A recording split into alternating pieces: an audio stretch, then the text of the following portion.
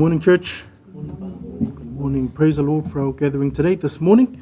My Lord, for your perseverance. My Lord, for the Lord who continues to strengthen us as we go about our week and even as we start our weekend. So praise the Lord for sustaining us this far.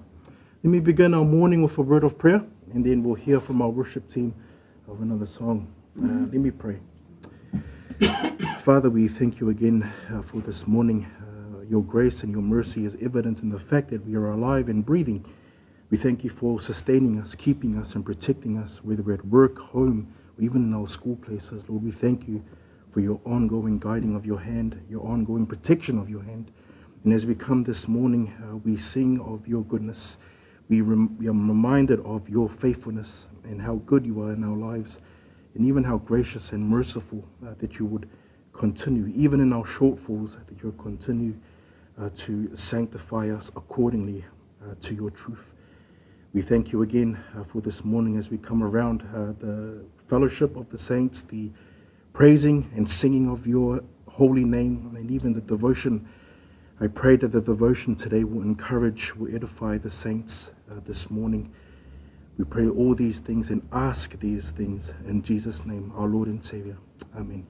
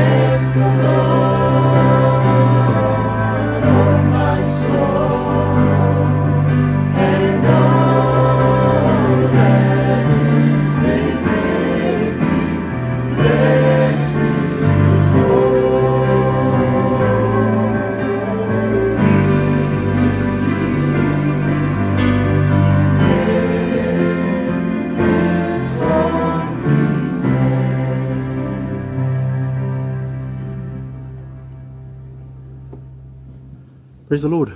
If you have your Bibles, please turn with me to Psalm 139. We'll be looking at verses 9 and 10 for our Samoan Bible readers. Salamo se lau tolu wiva, whai upu iwa I le se fulu. Psalm 139, verses 9 and 10. Salamo se lau tolu wiva, whai upu iwa I le se fulu. Now this psalm was written by King David, and the exact time and setting are unclear, but there are scholars who suggest two possible contexts. Number one, David is surrounded by his enemies, which is hinted at in verses 19 and 22. And the second one is David is engaging in an intimate inward reflection, praising God for his consistent presence. Even verses 19 and 22 may reflect an eternal struggle or internal struggle rather than physical danger. Now, regardless of the setting of the psalm, the truths of the psalm remain timeless. And these are no wishy-washy ideas, but real anchoring attributes of God that David clings to. And so can we. So far in the psalm, we've seen that God is omniscient, that he knows everything, verses 1 to 6. And now in this part, we're looking at God's omnipresence, that he is everywhere, verses 7 to 12. And this morning we continue our focus on God's omnipresence through verses 9 and 10. Can I ask our Samoan Bible readers to read Salamo Sefulu Tolu? Salamo Sefulu Tolu, Selau Tolu Iwa, Whai Upu Iwa I le Sefulu. Followed by our English Bible readers, Psalm 139, verses 9 and 10. Our Samoan Bible readers, please. Ia.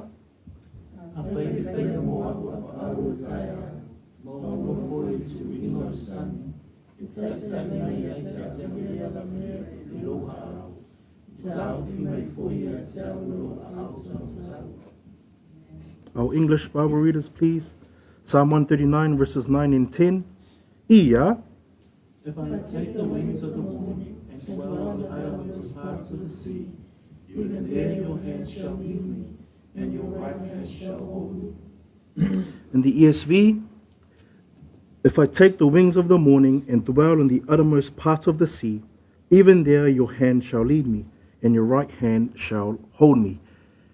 These verses paint a vivid picture of the inescapable presence and faithful guidance of our Lord. No matter where David would go, even to the furthest corners of the earth, God is already there. And he's not a God that sits back and observes, but he's involved, active, guiding and sustaining with his presence. And there are 2 points that I would like for us to explore in this devotion. Number one, exploring the lands, and number two, encountering his hands. Exploring the ends and encountering his hand. Let us unpack these points together, and then we'll end with a gospel-centered application. Verse 9, if I take the wings of the morning and dwell in the uttermost parts of the sea. David continues his poetic contrast. In verses 7 and 8, he contrasts heaven and Sheol, the height and depth. And now he moves into verse 9, and he contrasts east to west. Wings of the morning. That term, wings of the morning, refers to the morning light which always rises in the east. And the Hebrew word for this is shakah, meaning dawn.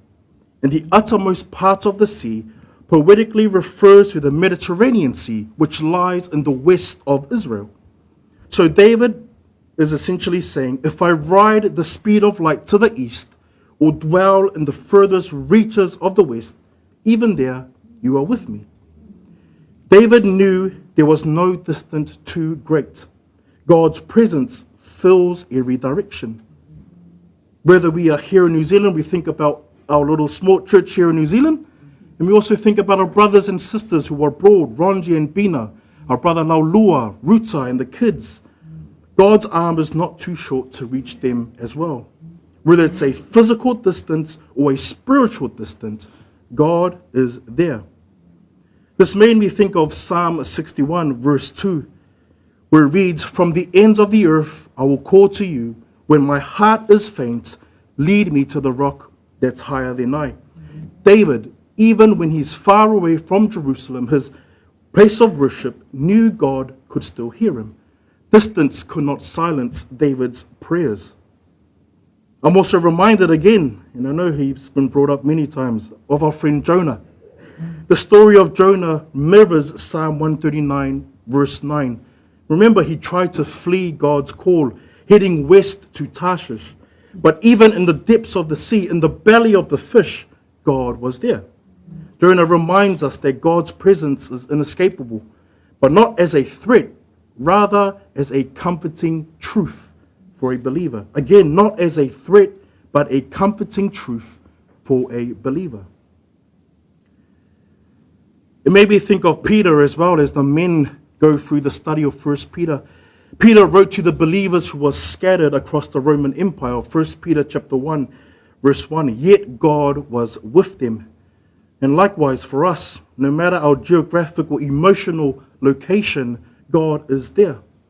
Let us hide this truth in our hearts. You may be the only Christian in your job, but take heart, the Lord is with you. You may be the only Christian in your family or school, but again, the Lord stands with you. We come into verse 10, and it reads this, even there your hand shall lead me, and your right hand shall hold me. God's presence is not just an idea, it's not just a concept, it's personal. The hand of God leads, and again, he's not sitting there watching, but he's guiding, he's leading, he's involved in the life of his children. And the right hand of God holds. This is a symbol of his power and protection. And David experienced this firsthand. We went through the Psalms of David. We've been going through the Psalms of David. But note that David wrote most of his Psalms not from a palace, but from a cave, writing his Psalms on the run from Saul, on the run from Absalom. And David knew that despite where he was situated, where his circumstances was, he knew that the Lord was guiding him.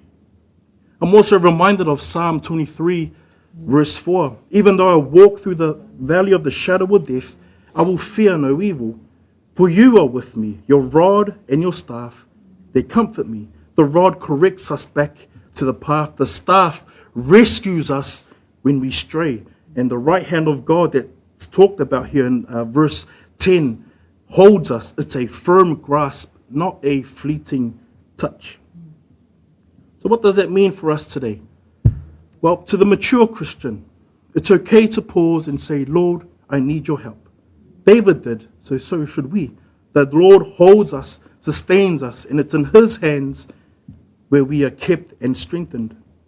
To the new Christian, the road is narrow and the battle is real.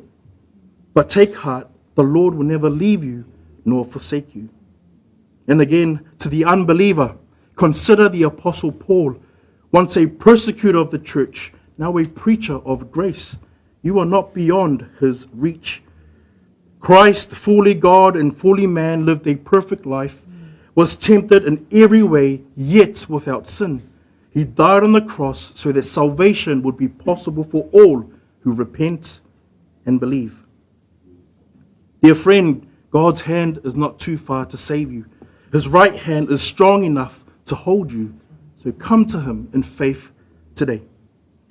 The Prince of Preachers says this, there is no place so far that the guiding hand of God cannot reach, and no sorrow so deep that his hand cannot sustain. Let the truths of the devotion in verses 9 and 10 comfort you, knowing that God's presence is inescapable. Let me end our time with a word of prayer before we hear from our worship team, and then we go into a time of corporate prayer. Let me pray. Father, each attribute that we've covered so far in this psalm leaves us in awe. We, together with David, read that this knowledge is too great, it's too wonderful for us, it's too high. We cannot attain it. And Lord, this is a God, you are a God that's worth worshiping, a God that knows no limits, a God that his reach goes across all distance, and height and depth, from east to west. Your hand is never too short to guide and to lead. And we think about your guiding hand in our lives, even in our individual lives as Christians, that even there you should continue to guide. You're not limited to one person, but Lord, in every believer your hand guides, in every believer your hand protects. What a wonderful God that we serve. May the truths of this word offer comfort. May the truths of this devotion bring joy and bring comfort to those, Lord, who are in need or who need your ongoing presence, Father. Like us, we need your ongoing guidance, your ongoing protection in our lives. Lord, we ask that you will continue to be with us, guide us this morning. In Jesus' name we pray. Amen.